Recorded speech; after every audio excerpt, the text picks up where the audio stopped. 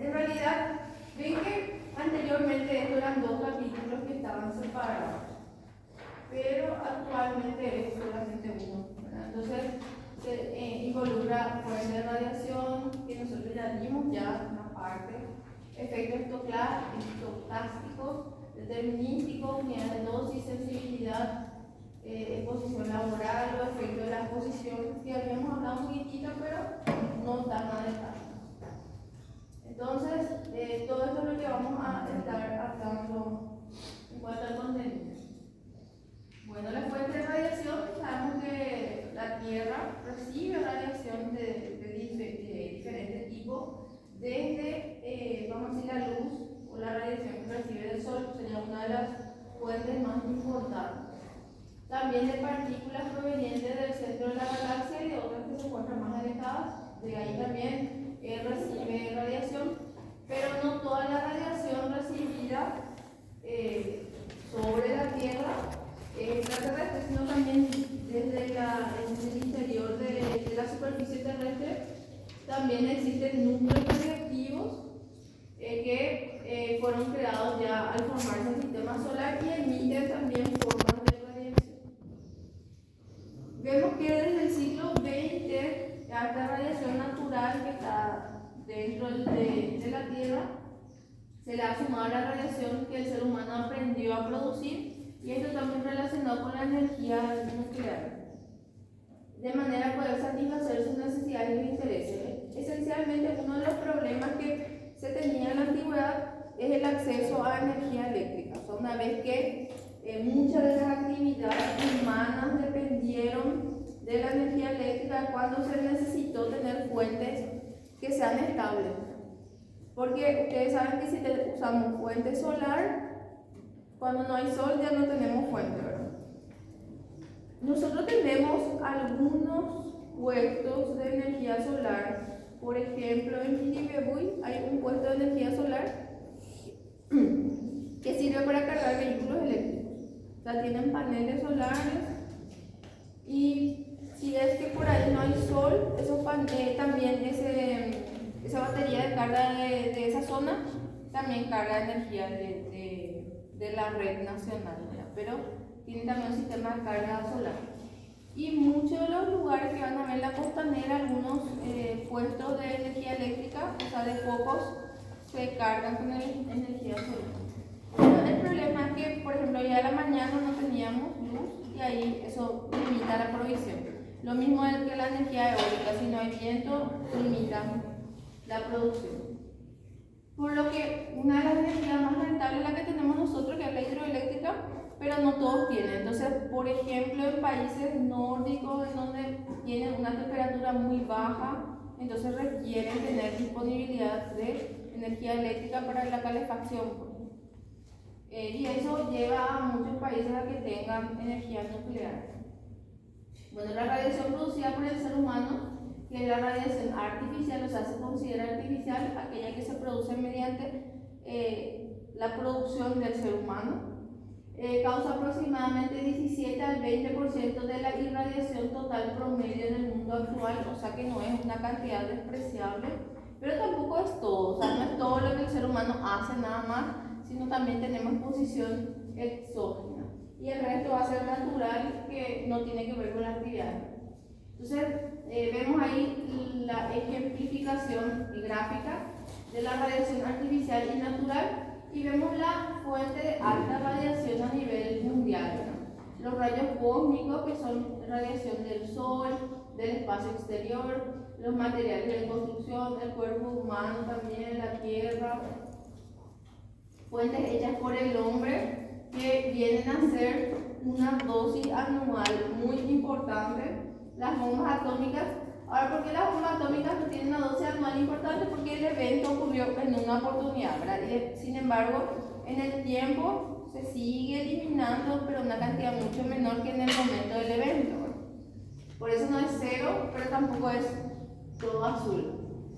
Bueno, pues vemos la producción de energía nuclear no es tanta, porque no son muchos países los que tienen una cantidad de tecnología y de infraestructura suficiente para poder sostener la producción de energía nuclear.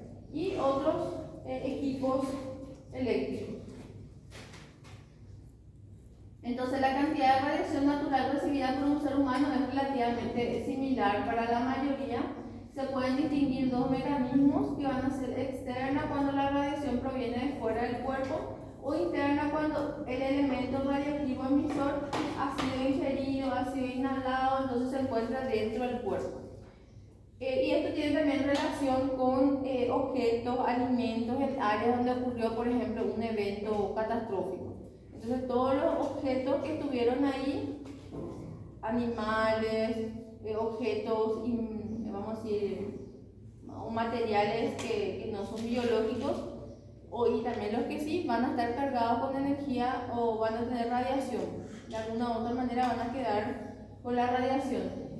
Y posteriormente aquellas personas que pudieron no haber sufrido en ese momento el acto, pero se van a visitar la zona de exclusión, estas personas pueden llegar a acumular irradiación que pueda ser, vamos a decir, patológica para esas personas, ya que todos los elementos que se encuentran ahí van a tener, van a emitir irradiación.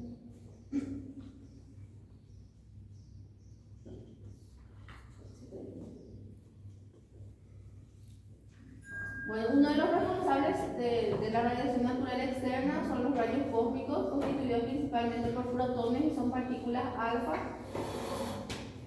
Y también otra cosa que ustedes tienen que reconocer son las características de las partículas que está también en el libro. O sea, qué es la partícula alfa, qué es la beta, qué es la gamma, qué características tiene, cuál tiene composición material, cuál es solo energía, o qué efectos van a tener alguno de estas partículas. Muy bien, en este caso vemos que son protones y partículas alfa. La mayor parte de los rayos son detenidos por la atmósfera y solamente una pequeña fracción es lo que llega a la superficie, que es lo que se ve en la imagen, como la radiación solar, justamente gracias también a la capa de ozono, no es absorbida completamente, sino que es retenida.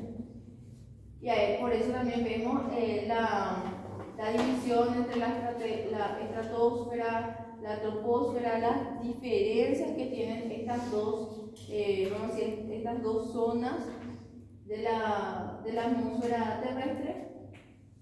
Y vemos que la capa de ozono está a nivel de la estratosfera, absorbe la radiación B, que es más dañina, antes de que alcance la superficie, y también los rayos UV de tipo C. Y lo que llega íntegramente, o por lo menos en una cantidad mayor, son los rayos UV de tipo A. Bueno, entonces la natural externa, otra fuente importante de la irradiación externa, constituyen también los rayos gamma emitidos por núcleos radiactivos presentes en el suelo o en el aire. De alguna manera también existen dentro de la naturaleza, o sea, existen elementos que son radiactivos que están en la naturaleza y estos también están presentes, pero en un porcentaje muy bajo a nivel de las diferentes zonas geográficas.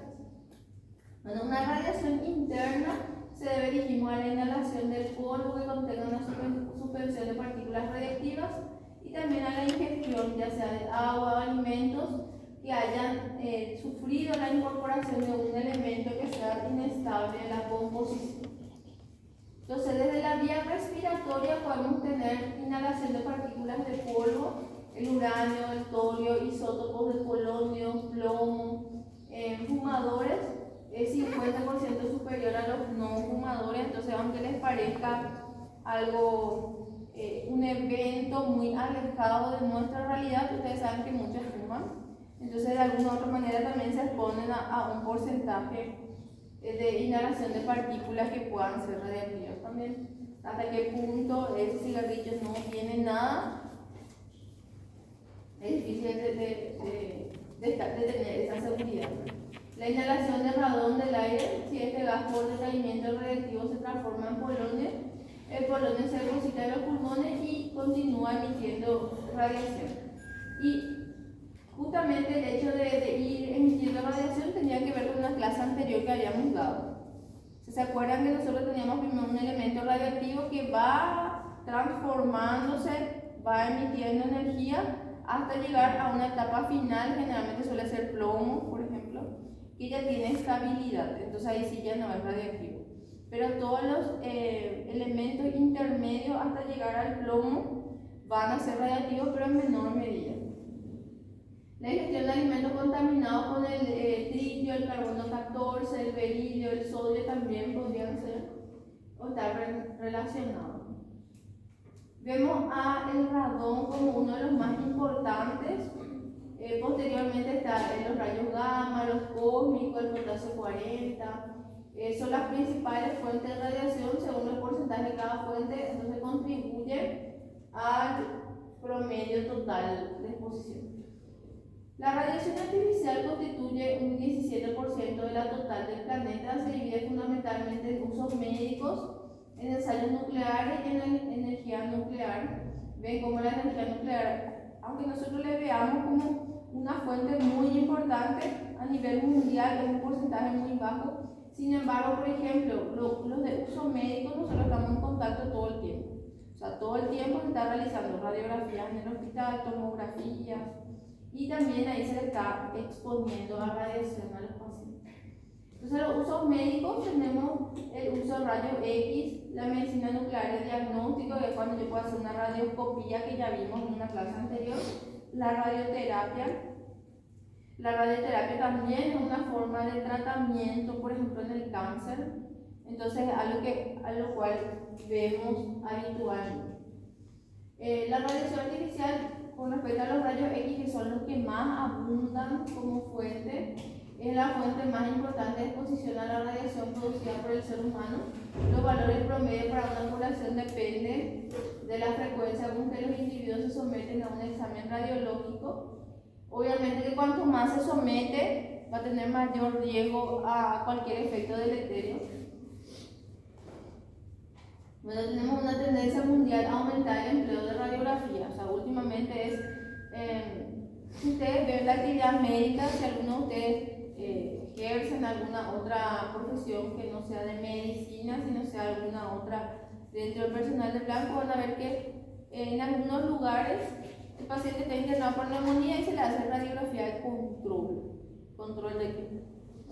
O sea, si yo tengo un paciente que está estable, está bien, que evoluciona bien, no debería tener radiografías de control reiteradas.